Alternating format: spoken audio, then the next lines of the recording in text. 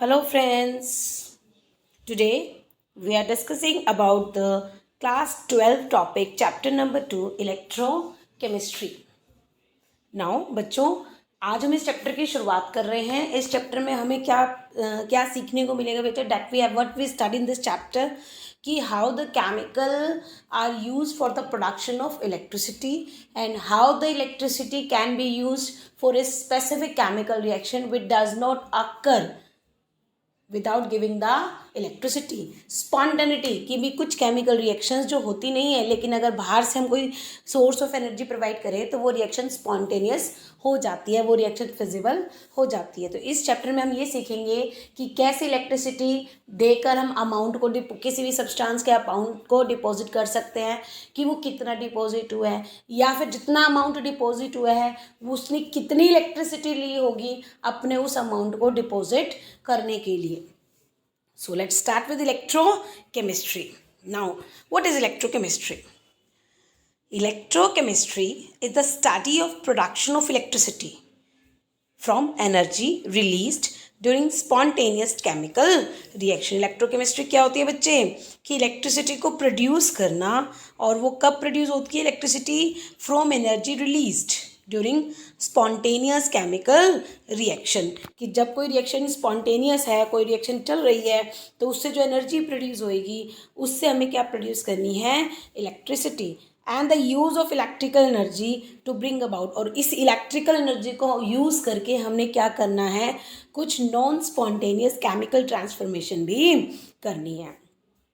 Subject is so important for the both theoretical and practical consideration. ये जो electrochemistry का जो subject it is very important because आज के टाइम में हम अपने घरों में जो बैटरीज यूज़ करते हैं, सेल यूज़ करते हैं, ठीक है, all these that is related with the electrochemistry.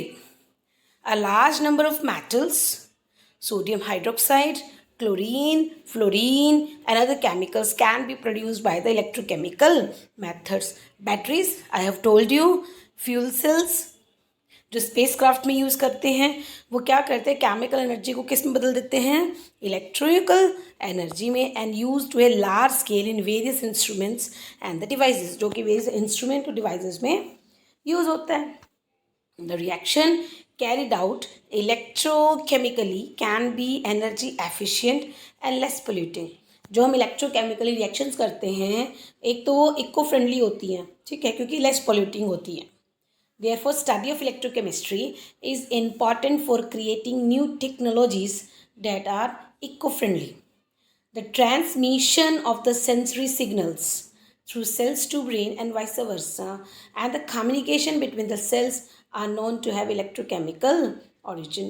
कि अब हम अगर हम बायोलॉजिकली पॉइंट ऑफ व्यू से देखें तो किस तरह से आपके मैसेजेस जो होते हैं, सेंसरी सिग्नल्स जो होते हैं वो सेल से ब्रेन तक जाते हैं और फिर ब्रेन जो है वो कम्युनिकेट करता है. वो भी सारे आपके क्या हैं? इलेक्ट्रोकेमिकल सिग्नल्स हैं. So electrochemical therefore very vast and interdisciplinary subject. Interdisciplinary subject means we can correlate the electrochemistry with other branches of the science. In this unit, we will cover only some of the important elementary aspects. Now, what is electrochemical cells? अब ये electrochemical cells क्या होता है? We had studied the construction and the functioning of the Daniell cell. Now, Daniell cell is the electrochemical cells. We had studied the construction and the functioning of the Daniell cells. The cells convert the chemical energy by this redox reaction.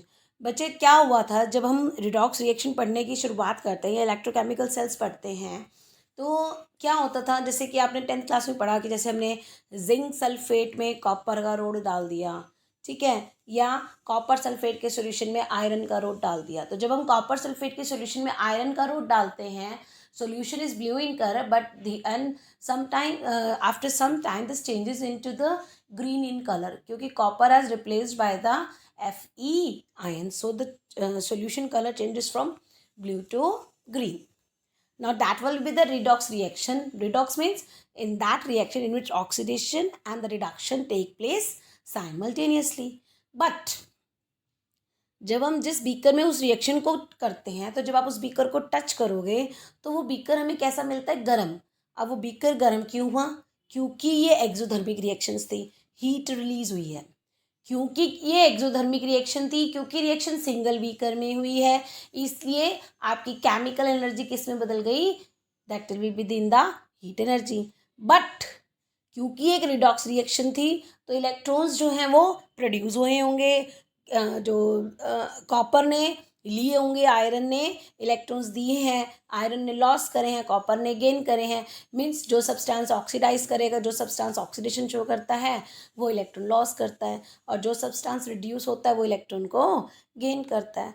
But अगर हम इसी same reaction को single beaker की जगह double beaker में करें, अगर हम इसी सेम रिएक्शन को सिंगल बीकर की जगह डबल बीकर में करें तो अब एक पाथवे मिल जाता है इलेक्ट्रॉन को ट्रैवल करने का। तो as we already explain that कि इन दिस इलेक्ट्रिकल और in electricity in class 10 you already studied that जब इलेक्ट्रॉन मूव करेगा एक डायरेक्शन से दूसरी डायरेक्शन में तब करंट फ्लो होना शुरू हो जाता है। So in this chapter we study the same thing कि कैसे इलेक्ट्रॉन मूव करेगा और कैसे करंट प्रोड्यूस होएगा। So here is the one reaction, that is the reaction between the zinc and copper sulfate solution. Now zinc, copper, two positive ions. Here the zinc converted into zinc 2 positive. And in class 10 you write this equation like this: zinc plus copper sulfate converted into zinc sulfate plus copper, because this are the redox reaction. So हमने वो ion skip कर देते हैं जिस ions में कोई भी change नहीं आता है। So here the zinc copper +2 charge, here zinc +2 charge, copper 0, zinc 0. So here the zinc converted into zinc 2 positive ions, that means क्या हो रही है? zinc converted into zinc 2 positive ions means the loss of electron. Now this is called oxidation. Now copper 2 positive converted into copper, that is the reduction. So that means this is a redox reaction. Now to electrical energy and has the electrical potential. तो अब आपने क्या करा इस case में देखा, cell जो है केमिकल एनर्जी को लिबरेट करता है during the redox reaction to electrical energy. भाई केमिकल एनर्जी को किस में बदल देता है? इलेक्ट्रिकल एनर्जी में बदल देता है इस रिएक्शन में। और जो इलेक्ट्रिकल पोटेंशियल जो जनरेट होती है, इसकी जो इलेक्ट्रिकल पोटेंशियल होती है वो कितने की होती है? 1.1 वोल्ट की होती है। नाउ कंसंट्रेशन जो आपने लेनी है वो कितने की लेनी है? That will be the 1 mole. किसकी कंसंट्रेशन लेनी है? 1 mole decimetre -3। Now such device को हम क्या बोलते हैं? Galvanic cell. Now here what is the construction of this cell? That will be the zinc. Here see this reaction. Here this is a one beaker. Here this is one beaker. This is second beaker. In one beaker you have placed zinc sulfate solution. This is a zinc sulfate solution. Second beaker copper sulfate solution. In zinc sulfate solution you put the electrode of zinc, and in the copper sulfate solution put the electron of copper. ठीक है. Now these are connected with the wires. ठीक है. Now zinc sulfate के solution में zinc का road डाला हुआ है, copper sulfate के solution में copper का रोड डाला हुआ है. ठीक है. Now अब होता क्या है, जब जिंक सल्फेट के सॉल्यूशन में जिंक का रोड डालते हैं तब इस वाले इलेक्ट्रोड पे क्या हो जाती है? Oxidation, means loss of electrons. क्योंकि यहाँ पे इलेक्ट्रॉन लॉस हो रहे हैं और यहाँ पे इलेक्ट्रॉन की कंसंट्रेशन बढ़ती जा रही है जिंक के बीकर में इलेक्ट्रॉन की कंसंट्रेशन बढ़ती जा रही है, तो वो इलेक्ट्रॉन ट्रेवल करते हैं। इलेक्ट्रॉन क्या करने लग जाएंगे? ट्रैवल कर जाएंगे। और इलेक्ट्रॉन ट्रैवल करते हैं from zinc rod to copper rod. Clear? Oxidation से रिडक्शन की तरफ इलेक्ट्रॉन जो होते हैं वो ट्रैवल करते हैं। तो जब ऑक्सीडेशन से रिडक्शन की तरफ इलेक्ट्रॉन ट्रैवल करेंगे, यहाँ से यहाँ इलेक्ट्रॉन ट्रैवल करेंगे, तो जो करंट होता है वो कैसे मूव करता है? By copper to zinc. Clear? Now this is the basic concept of the electrochemical cell. So see देखते हैं अब क्या है ये. Now in if an external, अगर हमने ये कहना चाहता है कि ये जो इलेक्ट्रोकेमिकल सेल्स है जो सेटअप किया गया है ये चलता रहता है. ठीक है. Now here one more thing that you have see that will this connection.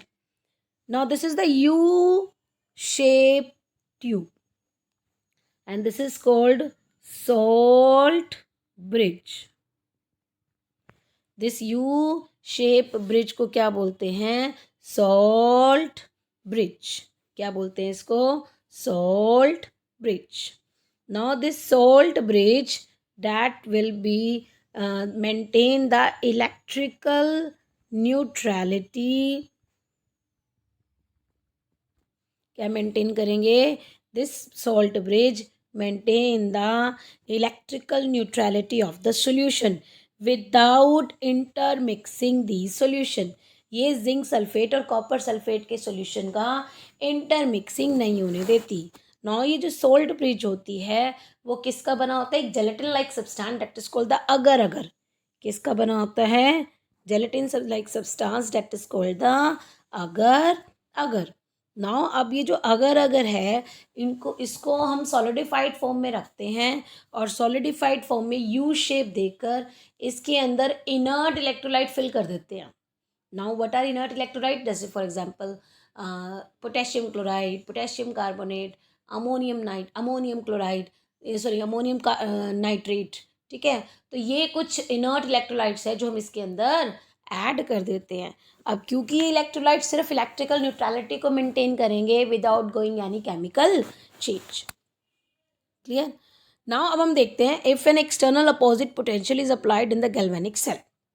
अब देखो अगर आपने इस डायग्राम को केयरफुली एग्जामिन किया हो, इसमें हमने इलेक्ट्रिसिटी प्रोड्यूस करी है केमिकल से. सपोज हमारी जो बैटरीज घरों में हम काम करते हैं, यूज़ करते हैं, वो बैटरी जब हमें इलेक्ट्रिसिटी देती है, जब हमारे घरों में लाइट नहीं होती है तो वो बैटरी जब हमें इलेक्ट्रिसिटी देती है. Now this battery behave as a electrochemical cell. Now if the external, और लेकिन अब मान के चलो उसकी डिस्चार्जिंग हो चुकी है, अब वो हमें इलेक्ट्रिसिटी नहीं दे रही है. अब डिस्चार्ज हो गई तो आपको इलेक्ट्रिसिटी देनी पड़ेगी उसको, अब है ना. बाहर से आपको क्या देना पड़ेगा उसको? इलेक्ट्रिसिटी. नाउ जब आप ऐसे सेल को इलेक्ट्रिसिटी देते हो जिससे वो किस में बदल जाए? केमिकल एनर्जी में बदल जाए. Now that cell is called the electrolytic cells. तो here we study two things, what is electrochemical cells and what is electrolytic cells. Now electrochemical cell, conversion of chemical energy into electrical energy, and electrolytic cells, conversion of this electrical energy into chemical energy. Now जब आप बाहर से opposite potential apply करते हो galvanic cell में, see this diagram. if you see this, here the zinc sulfate solution, here copper sulfate solution, and here zinc rod, and in copper sulfate solution copper rod. Now electron move करेगा from zinc to cathode. Now zinc is called the anode. तो बच्चों हमेशा ध्यान रखना, zinc is negative terminal. Zinc इसका behave करेगा negative terminal की तरह. ठीक है. यानी जिंक किसकी तरह बिहेव करेगा? एनोड की तरह. क्लियर. जबकि आप दूसरे सेल्स में, जब आप क्लास 10 में पढ़ते थे सेल्स, उसमें एनोड पॉजिटिवली टर्मिनल होता था, but electrochemical cell anode is negatively terminal and cathode is positively terminals. तो व्हेन दिस सेल्स, क्यों ऐसा हुआ? क्योंकि जब जिंक 2 पॉजिटिव में जाता है, जब जिंक 2 पॉजिटिव में जाता है तो 2 इलेक्ट्रॉन रिलीज करता है ना. अब यहाँ पे वो कंसंट्रेशन बढ़ती जा रही है इलेक्ट्रॉन्स की. ठीक है. जिसकी वजह से ये नेगेटिवली, ये वाला इलेक्ट्रोड पे नेगेटिव चार्ज आने लग जाता है और वो मूव करता है. अब जब वो मूव करता है कॉपर की साइड में, क्योंकि वहाँ पे पॉजिटिव चार्ज ज़्यादा है, मीन्स कॉपर 2 पॉजिटिव ज़्यादा है, तो वो इलेक्ट्रॉन को गेन कर लेता है और वो इसमें कन्वर्ट होने लग जाता है सिंपल कॉपर में. ठीक है. तो वहाँ पे अब पॉजिटिव की कंसनट्रेशन ज़्यादा लग जाती है, तो इसको हम कहते हैं पॉजिटिव टर्मिनल्स. तो पॉजिटिव एंड कैथोड है और जो ये एनोड है वो कैसा है? Negative terminal. नाउ अब इसी सेल को अगर आप बाहर से अपोजिंग पोटेंशियल देते हो, मीन्स आपने बाहर से क्या अप्लाई कर दी है? इलेक्ट्रिसिटी. ठीक है, क्योंकि इस सेल का पोटेंशियल डिफरेंस इलेक्ट्रिकल पोटेंशियल कितना था 1.1 वोल्ट। इस सेल का इलेक्ट्रिकल पोटेंशियल कितना था 1.1 वोल्ट। और अब बाहर का पोटेंशियल सिचुएशन 3 है आपके पास। जो एक्सटर्नल पोटेंशियल वो लेस देन भी हो सकता है, एक्सटर्नल पोटेंशियल इक्वल भी हो सकता है, और एक्सटर्नल पोटेंशियल ग्रेटर देन भी हो सकता है। ठीक है, तो अब आपने ये देखना है कि इन तीनों सिचुएशन में आखिर में होगा क्या। अगर एक्सटर्नल पोटेंशियल लेस देन है 1.1 के, मतलब इस सेल के पोटेंशियल से कम है, तो इस केस में इलेक्ट्रॉन जो होगा कॉपर रोड मूव करेगा zinc to copper rod, hence current flow from copper to zinc, means it behave as electrochemical cells. तो इलेक्ट्रोकेमिकल सेल में जो मोर रिएक्टिव होगा वो एनोड बनेगा, और जो लेस रिएक्टिव है वो क्या बनता है कैथोड। तो मोर रिएक्टिव से लेस रिएक्टिव की तरफ क्या मूव करता है इलेक्ट्रॉन्स। ठीक है, और जिंक जो होगा वो एनोड की तरह बिहेव करेगा, और कॉपर डिपॉजिट होने लग जाएगा कैथोड पे। अब दूसरी सिचुएशन क्या है, अगर बाहर का पोटेंशियल भी 1.1 का है और इस सेल का पोटेंशियल भी कितना है 1.1, यानी external potential equal to internal potential. अब ऐसी सिचुएशन में कोई भी इलेक्ट्रॉन ना कैथोड टू एनोड जाएगा, ना ही एनोड टू कैथोड, ना तो जिंक टू कॉपर, ना ही copper to zinc. No electron flow, no chemical reactions. Now here the third situation. See this third situation. If external potential is greater than the 1.1 volt, अगर बाहर का potential 1.1 से ज़्यादा है, अगर बाहर का पोटेंशियल 1.1 से ज़्यादा है, तो अब क्या होगा बच्चे, इलेक्ट्रॉन मूव करेगा from cathode side to anode side. तो ये तो नॉन स्पॉन्टेनियस रिएक्शन होगी ना, कि भाई हमेशा जो रिएक्शन होती है, जो ऑक्सीडेशन होती है, आप लोगों ने 10th में भी पढ़ा है कि जो भी ऑक्सीडेशन होगी, इलेक्ट्रॉन जो लॉस करने का प्रोसीजर होता है वो मोर रिएक्टिव एलिमेंट करता है और लेस रिएक्टिव एलिमेंट गेन करता है। लेकिन अब इन सेल्स में अगर आप बाहर से एक्सटर्नल पोटेंशियल ग्रेटर कर देते हो as compare with the cell potential, तो दैट मीन्स अब जो कैथोड था वो एनोड की तरह बिहेव करेगा, और जो एनोड है वो किसकी तरह बिहेव करेगा, कैथोड की तरह बिहेव करेगा। नाउ अब इलेक्ट्रॉन कॉपर से किसकी तरफ मूव करेंगे, जिंक की तरफ। तो अब यहाँ पे कॉपर पे इलेक्ट्रॉन की पोटेंशियल ज़्यादा पाएगा, तो एनोड हो जाएगा नेगेटिवली चार्ज और कैथोड हो जाएगा positively charge. If you see this carefully, this cell is very much similar but that is you see electrolytic of water और द इलेक्ट्रोलिटिक रिफाइनिंग, हमने देखा था ना उसमें। तो उसमें भी क्या था, एनोड कैसा होता है नेगेटिवली चार्ज, ठीक है ना, कैथोड क्या होता है पॉजिटिवली। अगर हम ध्यान से देखें तो एनोड कैसा हो गया नेगेटिवली चार्ज, और कैथोड क्या हो गया बिल्कुल अपोजिट हो गया। तो यानी अब रिएक्शन भी अपोजिट हो जाएगी। अब जिंक जो होगा डिपोजिट होगा, और कॉपर जो है वो जो आयंस की फॉर्मेशन करने लग जाएगा। तो this a non spontaneous reaction, ये रिएक्शन तो होनी ही नहीं है ना, लेकिन फिर भी आप बाहर से इलेक्ट्रिसिटी सप्लाई करके नॉन स्पॉन्टेनियस रिएक्शन को भी कर रहे हैं। So this is the electrochemistry. So let's start with this topic कि if the external opposing potential is applied to the galvanic cell. Now this is your galvanic cell. अगर आप galvanic cell को बाहर से जो external potential है वो ज़्यादा दे देते हो and increase slowly, we find that reaction continue to take place till the opposing voltage reaches the value 1.1. कि रिएक्शन कॉन्टिन्यूसली चलती रहती है और तब तक चलती है जब तक वैल्यू 1.1 यानी इक्वल ना हो जाए, और रिएक्शन स्टॉप हो जाएगी और करंट फ्लो करना बंद कर जाएगा। अब अगर फर्दर इंक्रीज करोगे एक्सटर्नल पोटेंशियल को, तो अब रिएक्शन स्टार्ट होएगी, लेकिन अब कहाँ से होएगी, अपोजिट डायरेक्शन में होएगी। अब आपका इलेक्ट्रोकेमिकल सेल ना रह के वो किस में बदल जाता है, electrolytic cells. I have told you this is your electrochemical cell, this one is your electrochemical cell, this one is electrochemical cell, but this one is your electrolytic cell, this one is your electrolytic cells। Electrochemical cell में आपने electricity generate करी है, लेकिन electrolytic sales में आपने electricity दी है। Clear. Now device, what is electrolytic cells, device in which electrical energy to carry out non-spontaneous reaction, कि ये वो डिवाइस होता है जिसके अंदर हम इलेक्ट्रिसिटी देते हैं और नॉन स्पॉन्टेनियस रिएक्शन को कराते हैं। ठीक है, तो दोनों सेल्स आर क्वाइट इंपॉर्टेंट, दोनों के दोनों both type of cells are very quite important and we shall study the some of the salient feature of this following pages.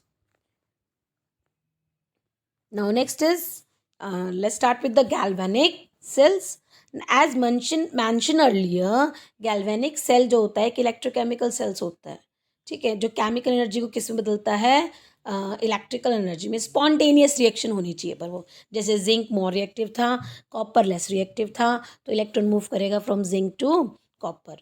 ठीक है, in this device the Gibbs energy, clear, as you already studied in the class 11, Gibbs energy जो spontaneity बताती है reaction की. जब भी कोई, अगर आपने गिब्स एनर्जी का कंसेप्ट पढ़ा होगा, तो जब भी कोई रिएक्शन स्पॉन्टेनियस होगी तो उस केस में जो डेल जी आती है, गिब्स एनर्जी आती है, इंटरनल एनर्जी आती है, इट शुड बी नेगेटिव. तो del G is equal to minus. Now the Gibbs energy of the spontaneous redox reaction is converted into electrical work done. जो उसकी एनर्जी है वो किस में बदल जाती है, वर्क डन में, क्योंकि एनर्जी से ही हम काम करते हैं. विच में be used for the running a motor. तो वो काम हम किस चीज़ में यूज़ कर रहे हैं, मोटर को चलाने में, इलेक्ट्रिकल गैजेट्स में लाइक हीटर, फैन, गीज़र, क्योंकि इन सब को हम क्या देते हैं, इलेक्ट्रिकल एनर्जी, और ये किस में बदलती है, केमिकल एनर्जी में. So same here in the Daniell cell that I have told you earlier, zinc plus copper 2 positive converted into zinc 2 positive. Here zinc converted into zinc 2 positive and copper 2 positive converted into copper. Here the loss of electron. So this is called the oxidation half reaction. Here is the gain of reaction. This is called reduction half reaction. तो ये जो reaction जो Daniel cell में हो रही है, तो दो डिफरेंट पोर्शन में हो रही है, दो डिफरेंट सेल्स में हो रही है. रिडक्शन हाफ रिएक्शन कहाँ हो रही है, कॉपर इलेक्ट्रोड से, और लेकिन ऑक्सीडेशन हाफ रिएक्शन कौन से बीकर में हो रही है, जिंक इलेक्ट्रोड की वजह से हो रही है, जिंक के बीकर में हो रही है. तो इन दोनों को हम क्या बोलते हैं, हाफ सेल्स. और द रिडॉक्स कपल, क्योंकि दोनों मिलके एक को, दोनों को रिएक्शन को कंप्लीट करते हैं, दोनों मिलके एक सेल को कंप्लीट करते हैं. Now here, now if I see this, these two half cells are connected, then we can construct the क्या कर सकते हैं इसमें, half cell and the zinc electrode the oxidation half reaction. भाई कॉपर वाला रिडक्शन हाफ सेल होता है और जिंक वाला जो मोर रिएक्टिव होता है, वो अगर आप इलेक्ट्रोकेमिकल सेल्स कर रहे हो तो मोर रिएक्टिव किसका काम करेगा, ऑक्सीडेशन हाफ सेल का, और जो लेस रिएक्टिव होता है वो किसका काम करता है, रिडक्शन हाफ सेल का. तो we can construct a number of galvanic cells on this pattern of the Daniell cells by taking the combination of different cells. Each half cells consist of a metallic electrode.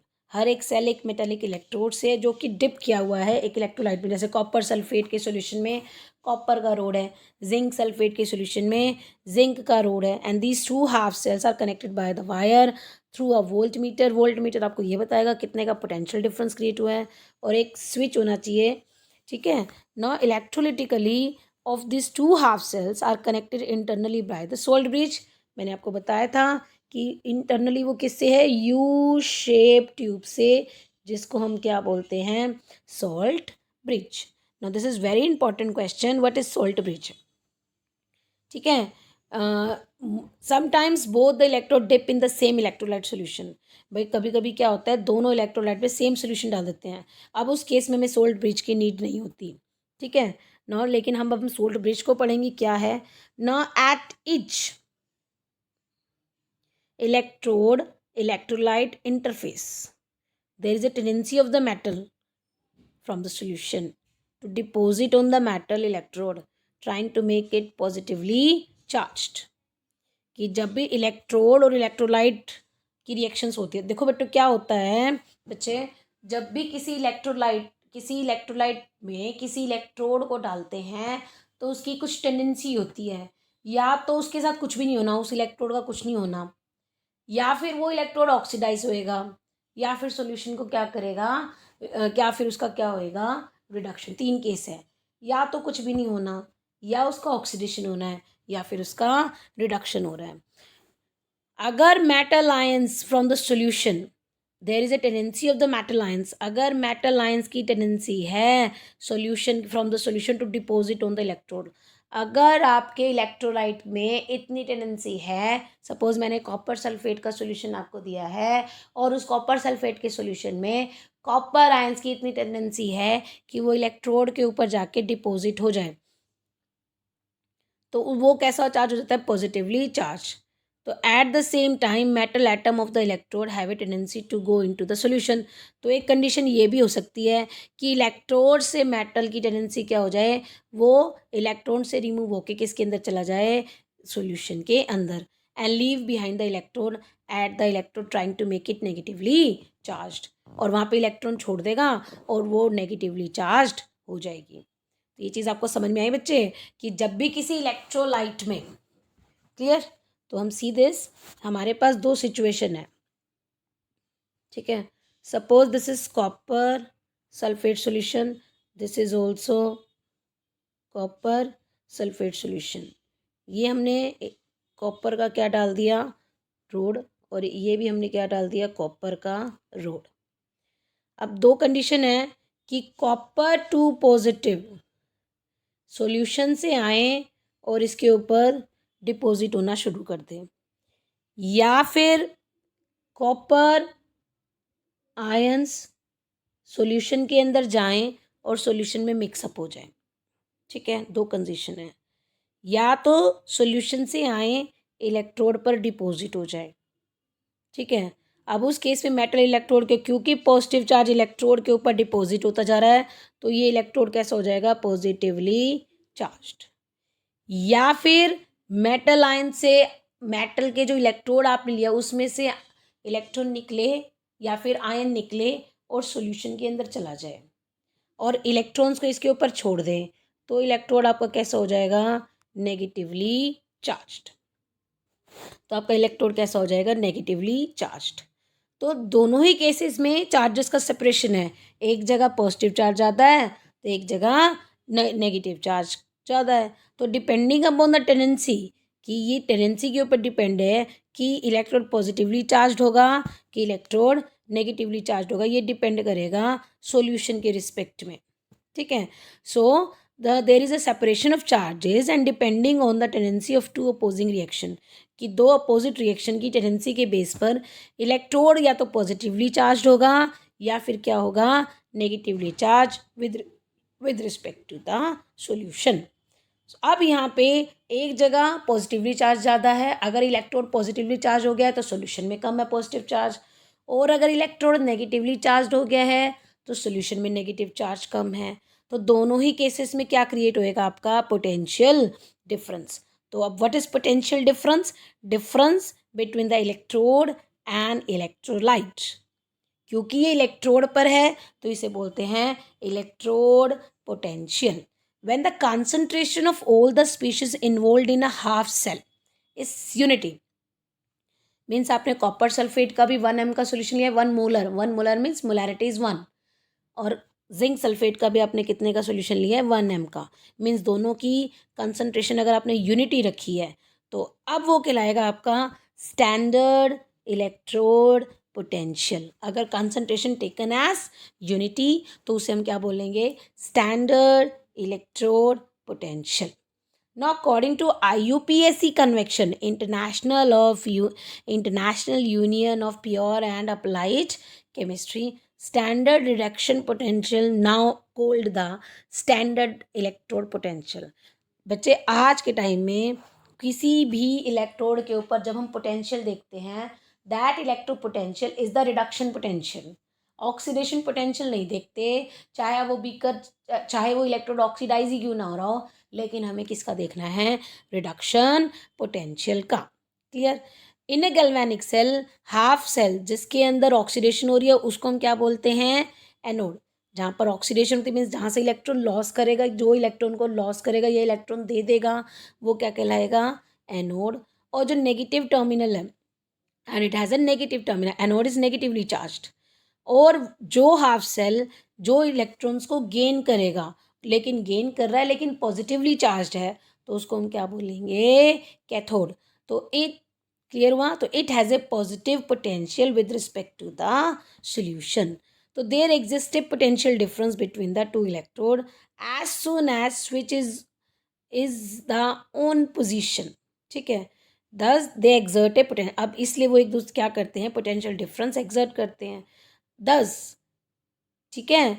अब क्या होगा, जैसे आप switch on करते हो, position the electron flow from negative to positive, तो electron flow होना शुरू हो जाएगा और करंट की डायरेक्शन अपोजिट हो जाएगी जिस डायरेक्शन में आपने इलेक्ट्रॉन फ्लो कराए हैं। अगर वो इलेक्ट्रोकेमिकल सेल है तो इलेक्ट्रॉन हमेशा कहाँ मूव करेगा, from anode to cathode. Clear, clear हुआ। तो यहाँ से हमें पता चलेगा एनोड टू कैथोड इलेक्ट्रॉन जा रहा है तो करंट मूव करेगा cathode to anode. Now the potential difference between two electrode of the galvanic cell is called cell potential. अब ये जो सेल लिया है ना आपने, ठीक है, दो अलग अलग बिकर था बट सेल तो एक ही हो गया ना, कि जिंक रोड जिंक सल्फेट में डाला, कॉपर का रोड कॉपर सल्फेट में डाला और दोनों के बीच में क्या क्रिएट कराई आपने, potential difference. Now this is called cell potential, क्योंकि एक सेल का है ये। तो दो इलेक्ट्रो गैल्वेनिक सेल के दो इलेक्ट्रोड के बीच में जो आपने पोटेंशियल डिफरेंस क्रिएट कराई है तो वो क्या कहलाएगा आपका, सेल पोटेंशियल। तो सेल पोटेंशियल, अब now what is cell potential, cell potential difference है, किसका डिफरेंस, इलेक्ट्रोड पोटेंशियल का। और व्हाट इज इलेक्ट्रोड पोटेंशियल, जो आपका कैथोड पे पोटेंशियल आया है, जो आपका एनोड पे पोटेंशियल क्रिएट हुआ है, वो क्या कहलाएगा आपका, सेल पोटेंशियल। और इसी को ही हम बोलते हैं electromotive force, cell electromotive force, EMF of the cell. When you calculate the EMF of the cell, this is very important क्योंकि आपसे पूछ सकते हैं difference between electrode potential and the cell potential or the electrode potential and EMF of the cell, ठीक है। It is called the EMF of the cell when no current is drawn through the cell, ठीक है। EMF तभी create होएगा जब circuit के अंदर या सेल के अंदर कोई करंट फ्लो नहीं करेगा। It is now an accepted convection that we keep the anode on the left hand side and cathode on the right hand side. तो as per your convention always kept anode, हमेशा बच्चे यही ध्यान रखना कि anode हमेशा left side पे रखा जाता है और कैथोड हमेशा गैल्वेनिक सेल में राइट साइड पे रखा जाता है। तो हम गैल्वेनिक सेल को कैसे रिप्रेजेंट करेंगे, पुटिंग ए वर्टिकल लाइन, हमेशा एक वर्टिकल लाइन रिप्रेजेंट की जाती है मेटल और solution, this is a representation. Metal और इलेक्ट्रोलाइट के बीच में आपने लाइन दिखानी है और डबल वर्टिकल लाइन दिखानी है, टू इलेक्ट्रोलाइट जो कनेक्टेड करेंगी सोल्ट ब्रिज के साथ। तो under this convention EMF of the cell is positive. अगर EMF आपका पॉजिटिव आ रहा है तो वो रिएक्शन आपकी स्पॉन्टेनियस होगी, और EMF नेगेटिव आ रहा है तो वो आपकी स्पॉन्टेनियस नहीं होती है। तो EMF ऑफ द सेल आप निकालेंगे कैसे, राइट माइनस एनोड, मीन्स जो इलेक्ट्रोड पोटेंशियल राइट साइड पे, नो राइट साइड पे हमने क्या रखा हुआ है, कैथोड, ठीक है। तो cathode minus anode. Now here is again one reaction, copper plus 2 silver ions, copper 2 positive plus silver. Here copper converted into copper 2 positive, that is oxidation, है ना, और silver 2 positive converted into, that is silver positive converted into silver. Now this is reduction, this is called the oxidation half reaction and this one is called the reduction half reaction. Now how can we write this, firstly आपको oxidation लिखनी है, फिर आपने reduction लिखनी है। तो copper जा रहा है, कॉपर प्लस 2 में, कॉपर किस में जा रहा है, तो आप ये इलेक्ट्रोड है, ये इलेक्ट्रोलाइट है, दोनों के बीच में आप क्या लिखेंगे, सिंगल स्लैश। फिर हम लिखेंगे double line, that double line is for the salt bridge, ठीक है। नाउ अब हम लिखेंगे reduction half reaction. Now reduction half reaction कैसे लिखेंगे, सिल्वर पॉजिटिव किस में जा रहा है, सिल्वर में, ठीक है, विद इस कंसंट्रेशन, क्योंकि आपका ये सॉलिड है लेकिन ये क्या है, एक्वस, ऐसे ही सिल्वर 2 पॉजिटिव क्या है, aqueous. So here the complete reaction is, representation of the reaction is copper single line, copper 2 positive, double line, silver positive, single line and silver. Now here this is the aqueous, that is the concentration term, always write in the bracket.